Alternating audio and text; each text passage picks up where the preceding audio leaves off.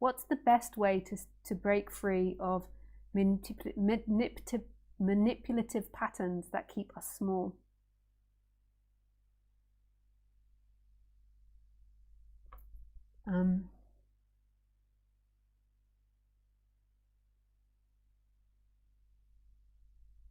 I mean, that's such a specific question. So there's so many different answers to that. The most important thing is being committed to wanting to do that. Like, that's my goal now, is to break free of manipulative patterns that keep you small. The first is I would say, becoming conscious of the body. So becoming conscious of what the mind is and the thinking is, and then bringing your attention down into the body to what you're actually feeling. So what is it that I'm feeling when I have these manipulative patterns arising? So what's happening in the body? And the commitment to putting your attention in the present moment and to experiencing what's happening in the body, what's happening in the world, what's happening like in this actual experience, rather than constantly being in a time-bound reality of thinking and your narration around the story of you. Like, it's inconceivable to me that most of society live like that. Like, I can't really remember living like that in this constant jubble hubble of thinking. But it's important to see it for what it is and commit to bringing the attention back to the actual experience. And then when that begins to happen, so when you begin to practice that for quite a long time, maybe even years, you then begin to go beyond that and say, okay, what is the body? Who am I? Who is it that's putting presence here? And then recognizing that there is a consciousness that's watching all of this. It's like, in a way, putting your attention into what is, into the I am and into the empty looking.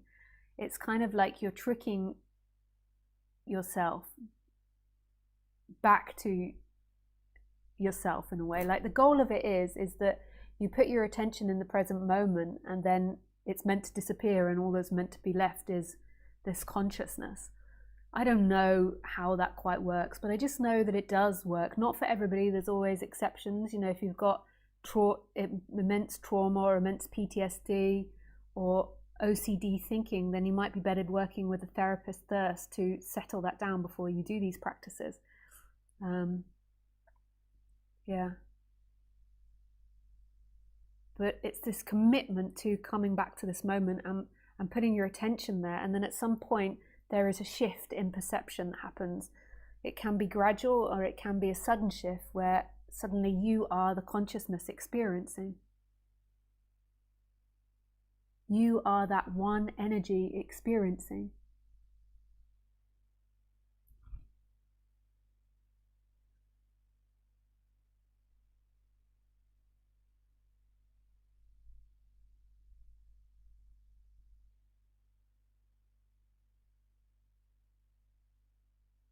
So what is happening right now?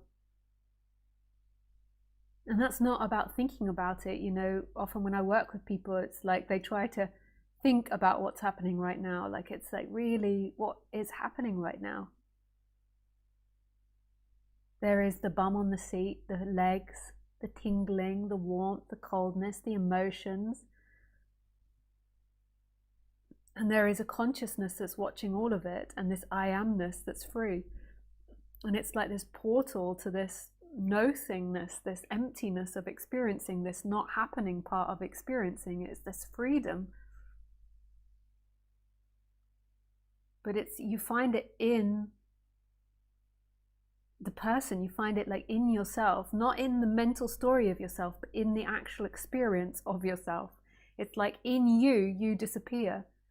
But most people are thinking, you know, they think about being present, like putting your attention back to this moment is not a thought.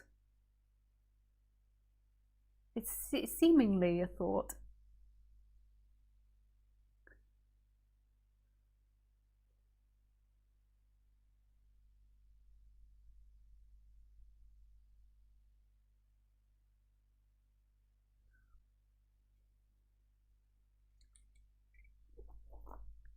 But I mean, it is kind of a personal thing, but it's not something that you think about. So it is kind of a thought, but then it's like that thought disappears, and then what's left is presence.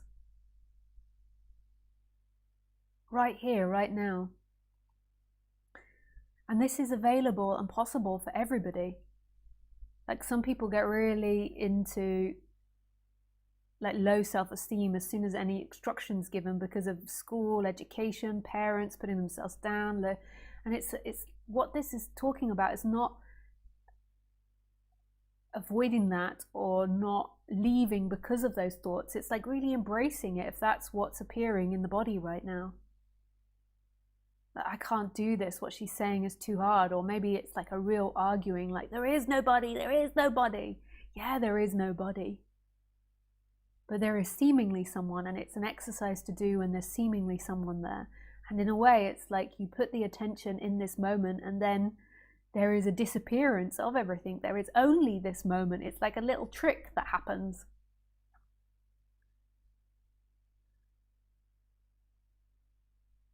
And it really is a commitment. Like, are you committed to that in every moment? Not like, oh, I haven't done it for the last like 4 hours, I'm a failure. That doesn't exist now. It's like, what is here right now? This is so exciting. This is so new. This is so special. This is like, this is it. This is all that exists. We're not talking about how many times you failed at this, or if you get better at this, then in 5 years' time you'll be enlightened. We're talking about like the visceral, this is it, baby. This is it, baby. Like this. Like, what's happening? Oh God. And the reason that you feel like that, like you don't want to hear this, is because there is emotions that are stored up in the body because of loads of staying in the head and not actually experiencing them. So often when you first start to do this, there is lots of discomfort. So it's like you have to be committed to doing this, because it can be really freaking painful at times.